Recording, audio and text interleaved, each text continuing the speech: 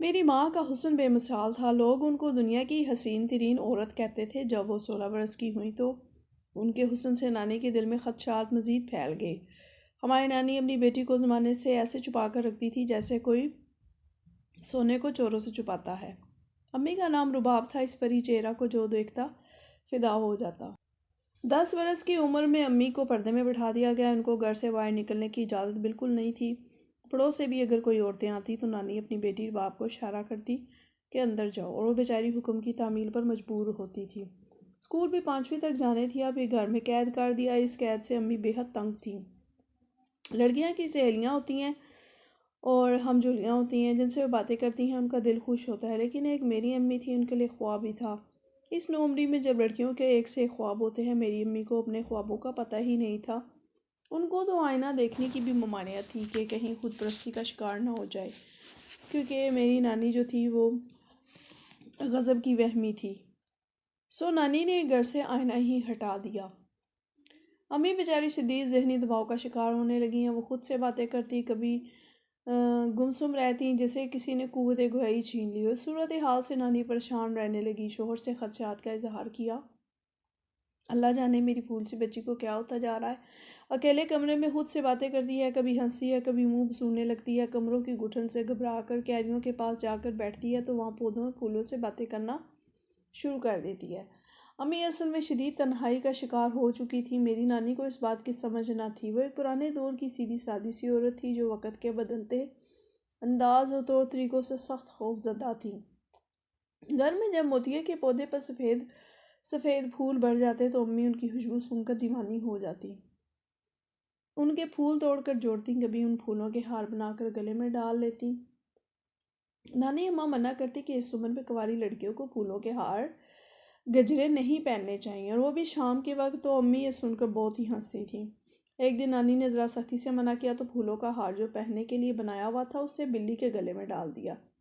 پھر عجیب یہ بات ہوگی، نانی کے بقول منحوس بلی جس کے گلے میں موتیوں کے پھولوں کا ہار تھا جھومنے اور ہار سے کھیلنے لگی جیسے اس پر جن آ گیا ہو۔ بار بار ادھر ادھر سر کو گھماتی تھی، فرش پر بے چینی سے لوٹ رہی تھی۔ پھولوں کی خوشبو نے اس کو مست کر دیا۔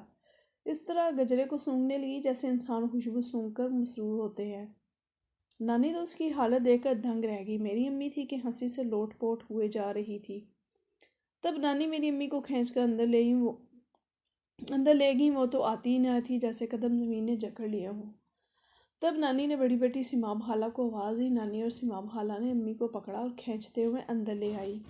میری نانا اور نانی کی 3 اولادیں تھیں، سمام خالہ اور رباب یعنی میری امی، اور ان سے 7 سالہ چھوٹا تیمور میرا اکلوتا ماموں۔ سمام خالہ سامنے رنگ کی اور بہت ہی خوبصورت تھی، لیکن میری امی جیسے دودھ کی بنی ہوئی ہیں اور بے حد نازک تھی، اس لیے نہ کوئی ان کے گھر آ سکتا تھا، نہ ہی امی کو باہر جانے کی اجازت تھی۔ بلی کے واقعہ کے بعد اکثر ایسے انہوں لگا امی کو جیسے بوریت سے بچنے کا مشغلہ ہاتھ آ گیا۔ سمام خالہ اور نانی کچن کے کاموں میں مصروف ہوتی اور امی پھولوں کی کیریوں میں اپنی پالتو بلی کو گود میں لے کر بیٹھی ہار بناتی رہتی۔ نانی ڈانٹتی تھی تو وہ کہتی، اماں میں یہ کوئی ہار اپنے لیے تو نہیں بنا رہی، تو میں اپنی مانوں کے لیے بنا رہی ہوں، اسے خوشبو بہت پسند ہے۔ جو رباب امی پھولوں کی کیاریوں، پالتو بلی اور پھولوں کی خوشبودار گجروں میں الجھتی گئیں، نانی اماں کی تشویش میں اضافہ ہوتا گیا۔ نوبت یہاں تک کام پہنچی کہ نانی نے خوف زدہ ہو کر شوہر کو گھر بیچنے پر مجبور کر دیا۔ بولی کہ یہ لڑکی تو باز آئے گی نہیں، ایسا نہ ہو کہ جنوں کے چنگل میں پھنس کر ہمیں کسی نئی مصیبت میں مبتلا کر دے۔ کسی دوسرے گھر چلے جائیں گے تو موتیا، چمیلی، ان کی خوشبو اور یہ منحوس مانو بھی سب یہیں رہ جائیں گے۔ تبھی میری رباب بھی ان چیزوں کے سحر سے نکل جائے گی اور گھر گرہستی میں بھی دلچسپی لینے لگے گی۔ اب تو سارا بوجھ سمام نے اٹھایا ہوا ہے، اس کی شادی ہو جائے گی تو میں اکیلی کیا کروں گی؟ رباب کو تو کچن کا کام آنا چاہیے۔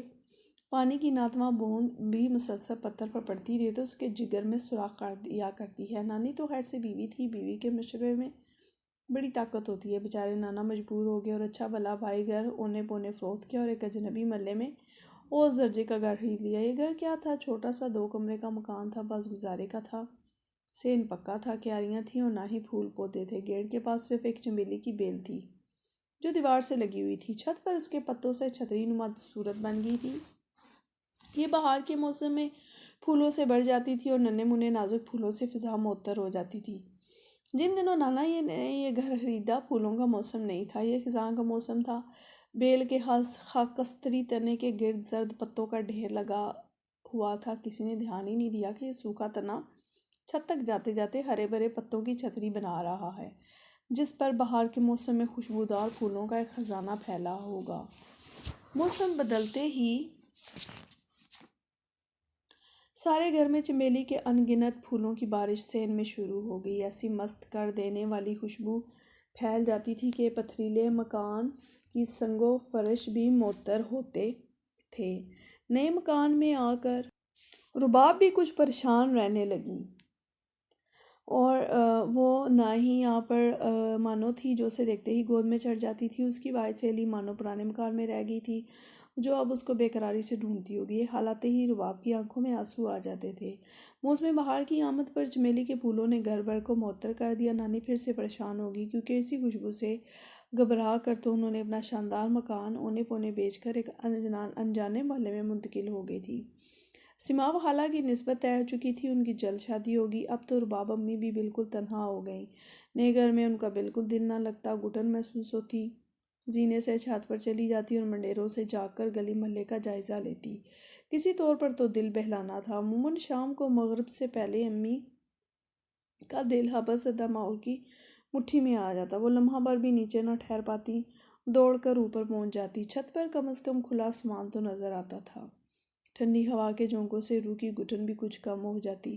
اسی پر چمیلی کے ہرے بھرے پتوں سے بنی چھتری، جس پر بے شمار سفید پھول کھل رہے ہوتے، روح کے نہال خانوں کو تازگی سے بھر دیتے تھے۔ چمیلی کے پاس کھڑی ہو کر کسی شاخ کو پکڑ لیتی، پھولوں کی خوشبو سونگھنے لگتی، جیسے ساری خوشبو دل و جان میں اتار لینا چاہتی ہو۔ بیٹی نظروں سے اوجھل ہوتی تو نانی کو ہول آنے لگتا۔ وہ واضح دینے لگتی، رباب، اری اور رباب، کہاں ہو؟ کدھر غائب ہو جاتی ہو؟ وہ بھی شام کے وقت۔ یا اللہ، میں اس لڑکی کو کیوں کر سمجھاؤں؟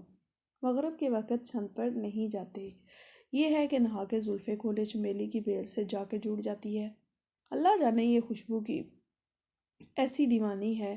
ادھر امی اپنی فطرت سے مجبور تھی۔ 16-17 کی کوئی بھی لڑکی کب تک چار دیواری کی گھٹن کو تنہا سہ سکتی ہے؟ ایسے میں چھت پر جا کر 2 گھڑی کو معطر ہوا میں سانس لینا بھی گویا ایک جرم بن گیا تھا۔ ان دونوں ماں بیٹی میں الجھن پیدا ہونے لگی۔ امی بھی کہتی تھی کہ ماں، کیا میں چھت پر نہیں جا سکتی؟ کہیں اور تو آنے جانے دیتی نہیں؟ کیا یہ چاہتی ہیں کہ مجرم کی طرح میں بند کمرے میں قید رہوں، گھٹ گھٹ کر مر جاؤں؟ آخر چھت پر کیا ہے جو مجھے وہاں جانے پر روکنا پڑتا ہے؟ اس پر نانی بولی، چھت پر چمیلی کی اتنی بڑی بیل پھیلی ہوئی ہے، جس پر ہزاروں خوشبودار پھول ہر روز مہکتے ہیں۔ تم ہو کہ روز شام کو مغرب کے وقت جا کر بیل سے لگ کر کھڑی ہو جاتی ہو۔ آخر کیا مصیبت ہے تمہیں؟ دن کو تو تم جا سکتی ہو۔ امی بولی، دن کو دھوپ ہوتی ہے اماں، دیوار پہ چونٹیاں چل رہی ہوتی ہیں، بازوؤں پر چڑھ جاتی ہیں، کپڑوں پر آ جاتی ہیں۔ شام میں یہ چنچیاں بھی نہیں ہوتی، بلوں میں گھس جاتی ہیں۔ دھوپ کی تپش بھی نہیں ہوتی، ہوا میں خوشگواری ہوتی ہے۔ تبھی تو دل کرتا ہے شام کو اوپر جانے کو۔ رہنے دو باولی، نانی اماں بولی، ہم نے بھی دھوپ میں اپنا سر سفید نہیں کیا۔ شام کو دوسری مخلوق کا راج ہوتا ہے، خوشبودار بیل بوٹیوں پر۔ تبھی ان کی کشش سے آدمی خود بخود ان کی جانب کھینچا چلا جاتا ہے۔ تم روز بال کمر پر پھیلائے اور اوپر نہ جایا کرو۔ کسی دن کوئی جن بھوت چمٹ گیا تو وہیں پڑی رہ جاؤ گی۔